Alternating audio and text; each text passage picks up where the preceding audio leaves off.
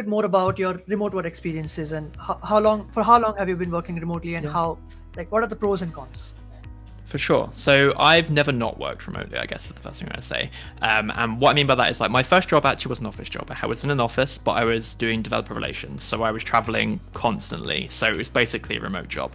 So I've had some experience of office work from the times I was in the office, but mostly it was Digital nomad stuff. Pretty much, yeah. So that first job was based in London in the PayPal office. But I guess like that was all kind of accidentally remote, right? I was remote because I was traveling a lot. The first time I encountered, I guess, remote best practices was when I joined GitHub, because GitHub was a hugely distributed company. They'd always been hugely distributed. A lot of the staff were actually digital nomads. Like that's how they, identified and what they were doing. My manager was a digital nomad when I met him, and would move every 3 months. And so they had spent a lot of time building up work practices around being remote, and that's where a lot of it's like there that I think I learned a lot of the working practices that I still try to carry today, and that I end up sharing a lot everywhere I go. And so yeah, so I guess that's the kind of stuff that I would hope to share today. Video is sponsored by Datree, a tool that you can use to prevent Kubernetes misconfigurations from reaching production. Using Datree, you can catch misconfigurations in the development phase and set or create policies to receive failure alerts. It's useful for different stages of deployment and helps you measure resource usage by applying mandatory labels to workloads. 10,000 plus engineers are already using Datree. Check out the links in the description below to get started today. Thanks a lot for sharing, and let's talk a little bit more about the culture itself, right? Yeah. So why do you think like more and more people are going remote? And I mean, obviously it's the COVID-19 situation, but from your perspective, you have been working remotely way before COVID-19, right? So what do you feel like are the pros and cons? And also like some companies don't really like it. I know, at least in India, like heavily people work from in office, and the option for remote work is not even available over there. They sort of like think of it like in a negative way. So if you can just clear this thing for the people who are watching. So as you said, I think there was a big demand for remote work before COVID. Obviously now it's a necessity, but I think part of and what people are realizing is a benefit now is that there's always that thing about like, hey, do you live to work or do you work to live? And to a certain extent, working remotely makes that balance easier to achieve. So especially if you have dependents, if you have kids, if you just day-to-day life, like when I first started working remotely, one of the things that brought me the most joy was the fact that like, hey, I've got like a 10-minute gap between meetings where it's not worth me doing anything else. And in an office, you'd go and get a coffee or stand around the water cooler, or you just waste that time, right? Whereas here I can go like put the dishwasher on, and that's a chore that I've finished that would otherwise be downtime, but it means when I finish work I don't have to do that chore, so I get to do other things, right? And so like, it's these little, it just helps round out your life. And for people with kids, it's much easier to say like, hey, it's 3 p.m, I've got to go pick up my child, and that's fine, I don't have meetings, I can go and do that. Whereas in an office, it's a big deal. I think the biggest upside of this benefit is like, if we look at how much time workers spend in their lives commuting, that is literally just like being on public transport to a building, that's just wasted time for them, for the company, for everyone. Like offices, just the idea of like this monumental real estate that is permanently cooled and powered are just wasteful, full stop. And everyone, if we equipped people to have good work setups at home, we'd probably save everyone a lot of time and effort and energy. But having said that, the balanced perspective on this is like, humans are social creatures, social interaction is good, and there are just things about remote work that are more difficult than in-person work. And so my whole thing with remote work is not absolutist. Like, I don't think everyone should be remote 100% of the time. I ultimately think that it's about options, right? Like, everyone is different. People perform well in different places, and that companies need to support remote work because companies want all of their employees to be at their best at all times. And so part of doing that is enabling people to work how they work best. And so having remote as an option is great. Having physical meetings is great. Even as a remote advocate and someone who loves to be remote, there are parts of that experience where, like, I like to meet with my team in person once a quarter. And there are really practical reasons for that. And one thing I always point to is what my manager, John Britton, said to me when I joined GitHub, which is it's really hard to work remotely with someone when you haven't met them in person and seen their mannerisms. And basically the idea is like when you can't read a message they've sent in text and see them in their mind saying that in person, it's really difficult. And an example I always give of this is a colleague from GitHub who is just literally the nicest person in the world, like so kind, so considerate, so empathetic, but his manner of writing messages, quite frankly, always sounds like he's angry. And so my first couple of months at GitHub, I was like, oh, this person hates me. They don't like working with me at all. And then I met them in person. I'm like, oh, you are a teddy bear. And after I met them, whenever I read those messages, I was able to picture him saying that. And I was like, I understood, how he was communicating. But before I met them, I was always like, I'm annoying this person. And so there are definitely as with many things I've said today, it's about getting a balanced experience and supporting people in how they want to work. This video is sponsored by Teleport. Are you juggling with shared secrets, SSH keys, or hopping between VPNs and multiple access points? Check out Teleport to quickly access your computing resources from anywhere. Teleport allows engineers and security professionals to unify access for SSH servers, Kubernetes clusters, web applications, and databases across all environments. With a unified resource catalog, there is no need to maintain inventories. You can also work together to troubleshoot a problem with your colleagues on a remote server or on each other's laptops and record these sessions as well using shared sessions. Teleport also provides ready-to-use auth for your internal web applications. Easily implement security and compliance with Teleport to adopt industry best practices for access across all protocols and all environments with minimal configuration. How does it work? Teleport is a single binary which enables secure access to SSH nodes, Kubernetes clusters, web apps, and databases. Deployed as a single binary, it seamlessly integrates with the rest of your stack. Get started with Teleport now and try it for free. Check out the links in the description below for more information. Yeah, it's also about getting greater opportunities, at least in my case, right? Yeah. So if you're looking in a country where the living expenses are not that high, and let's say you're working with a remote startup based in the United States, you could make a very comfortable living. Yeah, for sure. And also, visas are a big thing. Whilst all of a certain industry is centered in a certain place, you have to deal with the visas for that country. And, as you said, there is, I think what you said is a great example of a con to this as well, which, companies in certain places will use that cost of living disparity in an exploitative way, where they will pay people much more in one region than another. But I'm someone who predominantly works for Silicon Valley tech companies in Europe because I prefer living in Europe, and remote has enabled me to do that. And there are pros and cons to that. A big con, you said like, hey, some companies prefer people to be working in an office. Even remote companies, one thing you'll see is like, the employees might be remote, but the leadership isn't. The leadership will quite often be all in one place. And even today in companies that, even in GitHub when I was there, I don't know what it's like now, but when I was at GitHub, it's a remote company, but if you wanted to be an exec or, you wanted to be promoted to a high level manager, you probably had to be in California. And that is partly, people not following remote best practices and not being able to work at scale asynchronously. It's partly just because, promotions fall on people who, have access to the people doing the promotions. And so it's always going to be a little bit of an uphill struggle if you are, if the boss isn't seeing your face every day. And you're having to work to get noticed as a remote employee versus an in-office employee.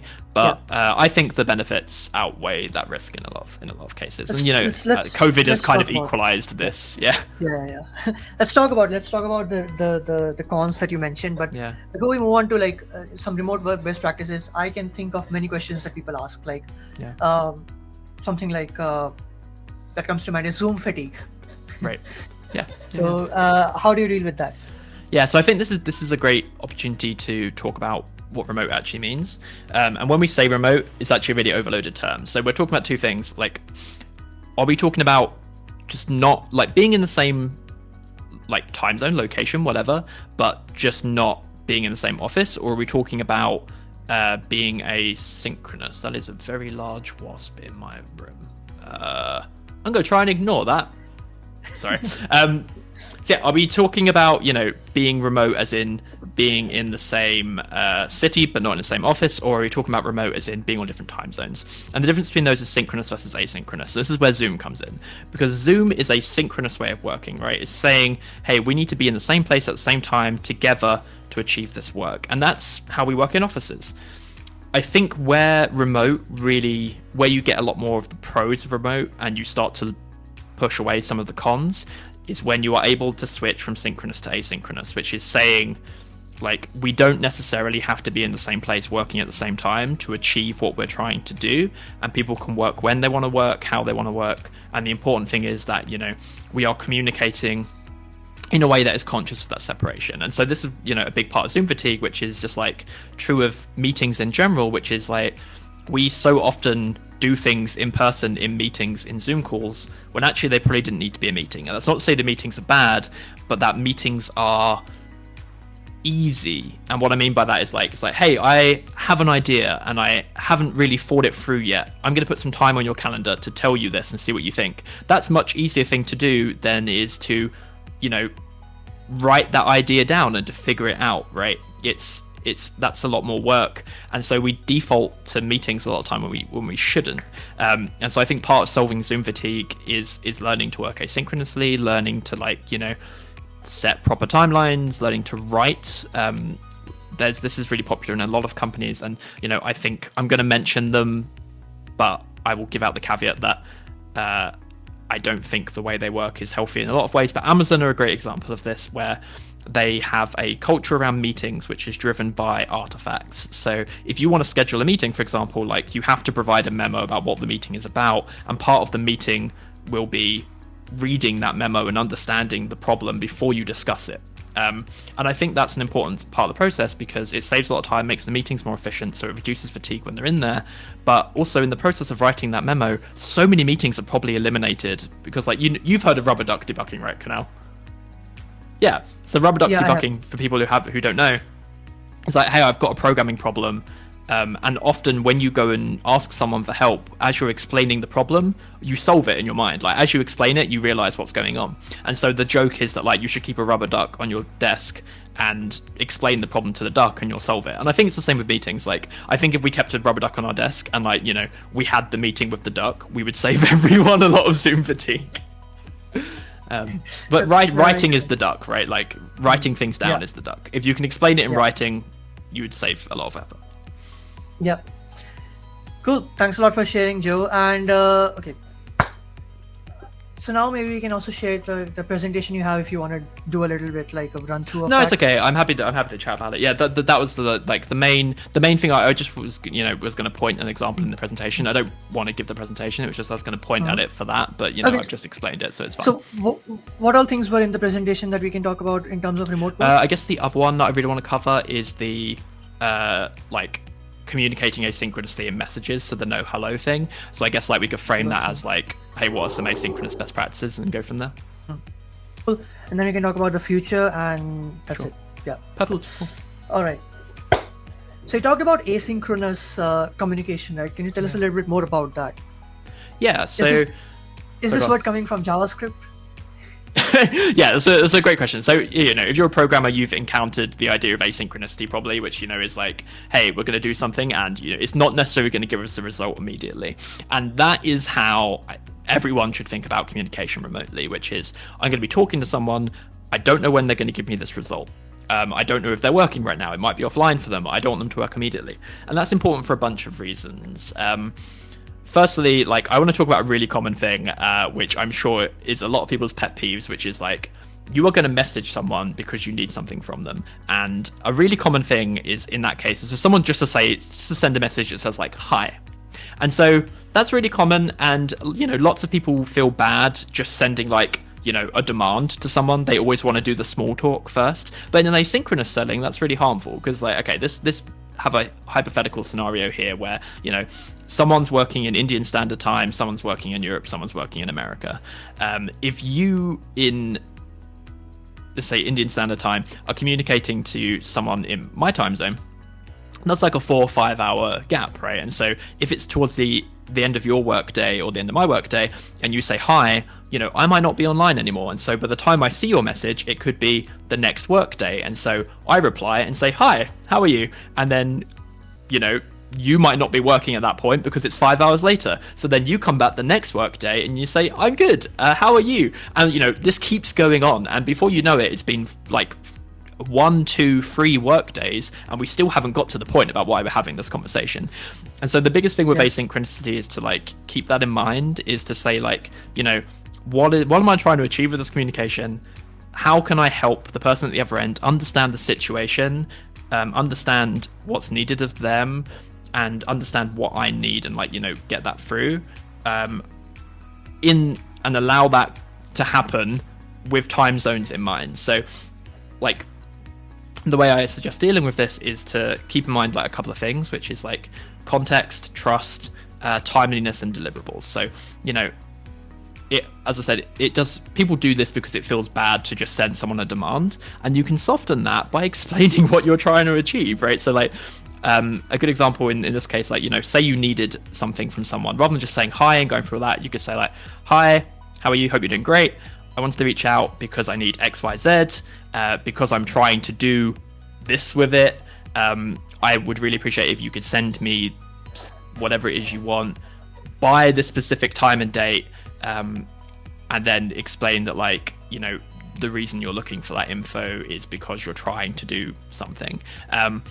And I think that keeping all that stuff in mind, like, you know, that achieves a lot of things. Like lots of, I'm sure lots of people have had the experience where, you know, someone sends them a Slack message asking for something and they haven't explained, you know, what it's for or what exactly they need. And so, you know, you worry about the time commitment to that work, or you worry about why they're asking for it and have you done something wrong. And I said, because you're dealing in text, people's intentions aren't always clear. So over communicating is really key in asynchronicity. So what I just said sounds ridiculous and there's a lot of communication, but over communicating is really a huge part of asynchronicity. We're making sure that everyone, because if they have any questions, you might already be offline when they reply. So you need to make sure that someone has all the information they need when they read the message, which might be 6-7 hours behind you. So yeah, in summary, remember people aren't on the same time zone. Remember it might take them hours to read. Remember that you're talking when once someone can't reply, and you're trying to shorten these loops as much as possible. So try and think about all the information they could need before you message them. Try and think about the time they're going to reply, and make sure that you are not a blocker on the work that you're asking them to do, if that makes sense. Yeah. Most of the time I've seen that a few times people ask questions for which answers are easily available with one Google search. Right. Yes. Especially students, right? So with that, you can try something like, you know, like Joe mentioned, like, okay, hey, I want to do this. This is what I tried, and this is what it led to, and this is what I'm trying to achieve. So now they already know what you have already tried. So help us help you is sort of the thing that we're talking about over here. Yeah. But we're talking about like so remote one thing to expand on that. This is actually just another remote work best practice is like, do your work in public. And this is part of the reason why, you know, exactly what you said, like someone suggesting you try something you've already tried, because again, you're not working together. When what a lot of, you know, they see the output of your work, they don't see the journey. But if you work in the open, if you're, you know, posting things that you're doing in just a Slack channel for the project, like I'm a big fan of spinning up a Slack channel per project, and I'll just kind of keep a running commentary in there. Or, you know, at GitHub we would have an issue for everything. At GitHub, we would make repositories for the team, repositories for the projects, and then issues were just how we, you know, had conversations. And so I would always have an issue thread going for anything I was working on. And it meant that, you know, when I was doing these things, I'd be like, hey, if you want to see the context and what's happened so far, here's the issue thread, or here's the Slack channel. And it cuts down on exactly that, you know, people recommending you things that you've already tried, because if people can see all of your work and they know, you know, they can get caught up on the context really quickly. Yeah. And speaking of remote work best practices, I remember when we were talking about earlier, you mentioned a great point, like your bed should not be in your sight. Yes. Can you comment on that? Yeah, so this is just little living things, and this is really important for COVID because, like one of the things I mentioned earlier when I was talking about, we should get rid of offices is that, like, some of the ways, a lot of the reasons that remote work can suck is because, people's homes are their homes and they're not equipped as living spaces. And one of the things that the commute does do, as much as I think commutes are terrible, is gives, the lizard part of your brain separation between life and work. And that separation between life and work is really important. One of the things that people going remote really struggle with is like not being able to stop working or stop thinking about working. And this happens because, you don't give your brain the cues it needs to switch off. And so this is really hard to achieve, especially if you're a recent graduate and you're still living in if your parents or a one-bed studio in a capital city somewhere or a shared room. But the core tips that really help with this are make sure there's some separation and some ritual between starting and finishing work. So before you start work in the day, think about, how do I tell my lizard brain that it's time to start work? And build up a habit around that. So I really liked, for example, the idea of the simulated commute, which is like, in the morning, before I start work, I'll go for a walk, and it will just be a short walk around the block. I'll go for 10-20 minute walk. I wake up, shower, do all that stuff, and then I go for a quick walk, and then it's work time. And when I finish work, I have something else I do. In this case, it's always cooking dinner. So like I always leave the office, shut everything down, and I go and cook dinner, and then I do that every day. And so when that happens, my brain goes, work is finished. It's time to think about other things. So that's one thing. And it doesn't matter what the ritual is, just make sure that you have a habit, a ritual that gives your lizard brain something to think work is finished. What you said about not being able to see your bed is a huge one. So, if you work in where you live and where you spend your free time, it will be hard not to work when you're trying to spend your free time in there. And so do whatever you can to separate those spaces. If you live in if you're working, you've got a desk right next to your bed, buy a screen, get just anything, a blanket hanging from the ceiling, anything that means that when you are at your desk, you cannot see your bed, and when you're in your bed, you cannot see your desk. This sounds ridiculous. I can guarantee you it will make so much difference to your life. Like, it just helps your lizard brain go like, I'm in bed now. This is not a place to work. And I know lots of people like to work in bed. If you can avoid it, don't do it. Again, it just makes things work better. It just helps switch off. It helps you sleep. Try and keep some separation. And again, I know this is really hard. I'm lucky enough to have a separate office in where I live now, but I've done when I lived in London, there was times when I had one tiny room in a flat of 6 people, and that was where I lived and worked. And so that's, where I had to learn that this was a thing. So yeah, just try and do anything you can to give cues that one activity is ending and another is starting. Yeah. One more thing that has helped me is removing all the work apps from my phone, like Slack and stuff. Yeah. Same with computers. Like, shut down your work computer. And obviously, not everyone can own multiple computers, but like, even if you have a good hack for this is to have a separate account on your computer. So have a personal account and a work account, and don't keep any of your work stuff on your personal account and vice versa. And at the end of the day, leave the workspace, enter the personal space. Yeah, cool. Thanks a lot for sharing, Joe. Just one more question I have is actually 2 more questions. So the second one is, what do you think is like the future going to look like when you're talking about remote work? Honestly, I'm not sure, and I'm a little scared. I think, obviously a lot of companies have had to learn to work remotely during COVID and support employees remotely. And I would like to see that continue. I would like to see more people given the option to work in ways that works for them. My fear here is that we're going to slide backwards, and I worry we're going to slide backwards primarily because COVID has been a lot of people's first experience with working from home, and it has not been positive because they weren't working from home before. They didn't have the facilities or the support to work from home. When people worked from home previously, the world was normal. You could go and have lunch with a friend in the middle of the day as a break. You could, your kids are at school. And so lots of people's association with working from home is going to be the terrible COVID times, right? It's going to be, I'm working from home whilst trying to teach my kids because school is closed, or I'm working from home and it's the only building I've been able to be in for 2 years. And so I worry that basically we as employees are going to allow our companies to slide backwards in accommodations for us because of our own negative experiences during this time, rather than saying like, okay, that was hard because things were bad. How do we now make it good now that we've got the space, if that makes sense? So if you have had a terrible time working remotely during this time, you know, how can that improve? Try and think how can that improve, because it opens that option up for everyone, and that's a good thing, rather than thinking how can we get everyone back to the office, is what I would encourage people to do. Yeah. Not speaking about employees, but students on the other hand, they are protesting and stuff like, hey, we want in-person classes. We are missing out on our college life. Please, bring us back on campus. Let's see what happens. It's so tough. Yeah. Cool. I agree with the thing you mentioned earlier, like with other subjects like, you know, hardware or electronics. It's really hard to simulate the labs and stuff at home. Yeah. But with computer science, you can even do your college degree online. Right. I think for so. sure. Cool. Just one last question, Joe. If you could have a coffee, you know, with anyone in the world, who would that be? Anyone in the world? Oh, that's a good question. You know, at the moment, it would probably be a researcher here in the Netherlands called Felian. She's the creator of the Heidi language, and just published a book. Do I have the book? It's over there. Just published a book with Manning called The Programmer's Brain.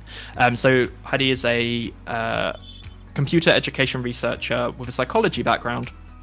Basically, she's studying the psychology of coding and learning to code, and is trying to you know, further that. So Heidi is a language targeted at helping people learn to code, optimized for the way that our brains absorb information. And I really respect all of her work. I think it's fantastic. I'm really enjoying her book. And yeah, I would absolutely just love to go nerd out with Felian and learn lots about how we learn to code. I think that would be really enjoyable. Cool. There's a very less chance if they are seeing this. So how about you? How do you answer this? I'm sure like you answer this question in a lot of your podcasts, but how do you answer this? Oh, this is the first one that I've asked. And no one has asked me this before. Yeah. Wow, that's a tough question. So for me, it would probably be David Malan. He teaches CS50. I actually met him in person in 2019 in San Diego at KubeCon. Nice. We had like a 2-minute conversation. But the reason is that he also works in the education field, and he teaches in a really great way. And I attended his talk, which was like education as a service sort of thing at KubeCon. It was very great. So recording you can find online if anyone wants to watch it. San Diego 2019 KubeCon. So probably CS50 itself is a course that anyone could do. Harvard make that course available to everyone. All right. Well, thanks a lot for sharing, Joe. It was really great, you know, having you on the podcast. And for everyone else, make sure you check out the links in the description below to get involved. Yeah, thanks a lot for watching. That was it for this episode, and we will see you in the next one. Bye.